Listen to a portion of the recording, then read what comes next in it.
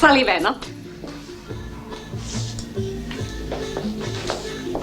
Slađo, kako je lepo usklađeno. Jel, da li raskopčamo ovi dugmići ovde, malo stišću, a? Pa to ne, nikako. Što? Pa to vam daje dostojanstven izraz. Direktorski. Onda nek stišće. Ali je lepo, Slađo. Tanja, dušo, pokaži Gosonšoviću naš izbor kravata. Izvolite. Kako je usklađeno. Hvala, srećo. Evo, ja mislim da bi nešto od ovoga odgovaralo. Samo je važno, Anđele, da bude potrefljena usklađeno sa dezenom. Samo to. Evo, ova vam je lepa i moderna je. Nije, Anđele, nije. Ja sam čovjek sa određenih položaja, s to bi izgledao ko neki fićfirić.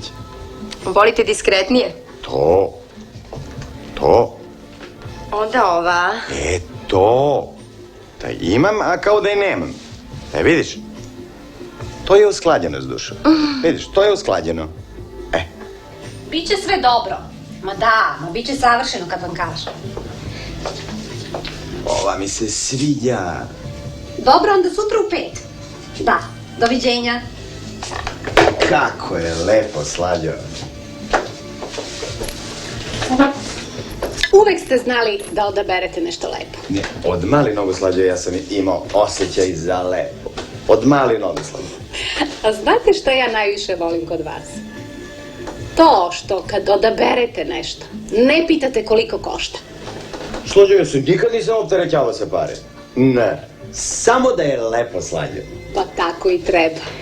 Hoćete na karticu ili ček? Da li da je otegnem, Slađo, ili da nategnem ovako, a? Pa može kako god hoćete. Vama sve lepo stoji. Možete i keš. Šta keš? Pa kako hoćete da platite? Šta da platim? Za odelo i kravatu. Bože, Slađo, pa... Na profakturu? Vama da pišem profakturu. Pa ne meni, Slađo. Jesi, ćurka. Na preduzeće. Za vaše odelo i kravatu da pišem profakturu vašem preduzeću? Pa ne ulepšavam se ja, Slađo, za svoj rođendan, nego za preduzeće to. Znala sam da je neka godišnjica, ali baš... Sve za preduzeće. Šta će poslovni partneri od preduzeća da misle o to preduzeće ako preduzeće to rukovodilac i rukovodeći organ ne bude sređen i uređen? Razumem. Neću ja da budem lep iz lični razlozi. Slađo, ja hoću da budem lep samo za preduzeće. A hoćete onda da uzmete još neku košulju? Može.